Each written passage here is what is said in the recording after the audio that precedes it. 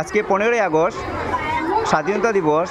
তাই স্বাধীনতা দিবস উপলক্ষে আমাদের 563 নং ব্রজগোবিন্দ এলপি স্কুলের ছাত্রী রূপসা অধিকারী স্বাধীনতা দিবস উপলক্ষে বক্তব্য রাখবে। রেডি করো। নমস্কার, আমার নাম রূপসা অধিকারী। আমি পঞ্চম শ্রেণীর ছাত্রী। আজ স্বাধীনতা দিবস উপলক্ষে আমি কিছু বলতে যাচ্ছি। এখানে উপস্থিত প্রধান শিক্ষিকা মহোদয়া ও অন্যান্য শিক্ষিকাগণ ও আমার প্রিয় ছাত্রছাত্রী ভাই বোন, প্রথমে জানাই স্বাধীনতা দিবসের আন্তরিক শুভেচ্ছা ও অভিনন্দন।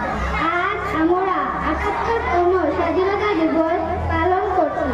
1947 সালের 15ই আগস্ট আমাদের ভারতবর্ষ স্বাধীনতা লাভ করেছিল।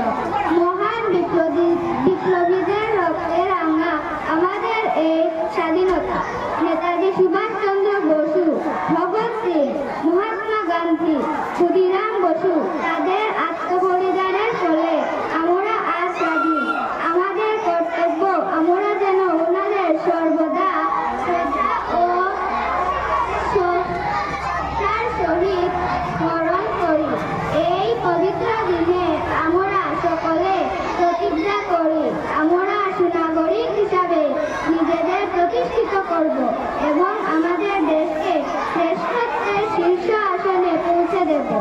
আমি আমার দেশকে খুব ভালোবাসি এবং আমি একজন ভারতীয় হিসাবে গর্বিত। জয় হিন্দ, জয় ভারত। খুব সুন্দর, খুব সুন্দর, খুব সুন্দর হয়েছে।